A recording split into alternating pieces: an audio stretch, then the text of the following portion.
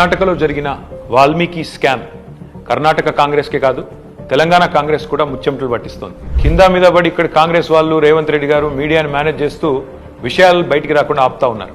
కానీ ఆ మబ్బులు కూడా తప్పకుండా 4-5 రోజుల్లో విడిపోతాయని నేను అనుకుంటాను. గవర్నమెంట్ డబ్బులు గవర్నమెంట్ అకౌంట్ల నుంచి అక్రమంగా ఏ కారణం లేకుండా సరిగ్గా పార్లమెంట్ ఎలక్షన్కు ముందు 180 కోట్ల రూపాయలు దారిమల్లినాయి. కర్ణాటక ముఖ్యమంత్రి స్వయంగా సిద్ధరామయ్య గారు అసెంబ్లీలో ఈ వాల్మీకి స్కామ్ లో భారీ ఎత్తున డబ్బులు దారిమల్లినాయని ఆయనే ఒప్పుకున్నారు.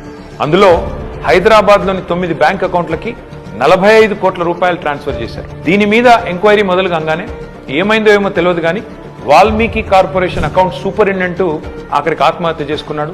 ఇవాళ ఆయన కుటుంబం రోడ్డున పడే పరిస్థితి. బ్యాంక్ అధికారులతో సహా 11 మందిని ఈడీ అరెస్ట్ చేసింది. కర్ణాటక నుండి మన తెలంగాణకు అక్రమంగా ఈ డబ్బు ఏ అకౌంట్లలోకి వచ్చింది, ఆ అకౌంట్లు ఎవరివి, ఈ తీగ లాగితే తెలంగాణ కాంగ్రెస్ డొంక మొత్తం కదులుతా ఉన్నది. మొన్న పార్లమెంట్ ఎన్నికల్లో తెలంగాణ కాంగ్రెస్ పార్టీ తన ఖర్చులకు ఈ డబ్బులే వాడినట్టుగా అనిపిస్తా ఉంది. 4.5 కోట్ల రూపాయలు నేరుగా V6 బిజినెస్ అనే కంపెనీకి ట్రాన్స్ఫర్ అయినట్టుగా ఆధారాలు ఉన్నాయి. ఈ V6 బిజినెస్ కంపెనీ ఓనర్ ఎవరు? SIT, CID, ED ఈ దాడులన్నీ జరిగిన తర్వాత కూడా మన తెలుగు మీడియాలో ఈ వార్తలు రాకుండా అడ్డుకుంటున్నది ఎవరు? పార్లమెంట్ ఎన్నికల సమయంలో కొన్ని బంగారం షాపులు, బార్ల నుండి భారీ మొత్తంలో డబ్బులు తీసుకున్నట్టుగా తెలుస్తా ఉంది. వారికి కాంగ్రెస్ పార్టీకి ఉన్న అనుబంధం ఏంది? ఇవన్నీ కూడా బయటికి రావాలి. కర్ణాటక ముఖ్యమంత్రి సిద్ధరామయ్యను గనక పొరపాటున తొలగిస్తే పక్కన ఉన్న తెలంగాణ సర్కారు కూడా కూలుతుంది అని ఈ మధ్యనే కర్ణాటక మంత్రి సతీష్ జరికోలి అంటున్నారు.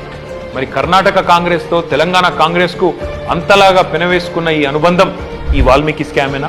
ఈ వాల్మీకి స్కామ్ లో భారీ మొత్తంలో వాటా తెలంగాణ కాంగ్రెస్ నాయకులకు కూడా చేరిందని ఆధారాలు దొరికినా ఈడీ ఎందుకు మౌనంగా ఉంటుంది? అసలు తెలంగాణ కాంగ్రెస్ నాయకుల మీద దర్యాప్తు జరగకుండా రక్షిస్తున్నది ఎవరు?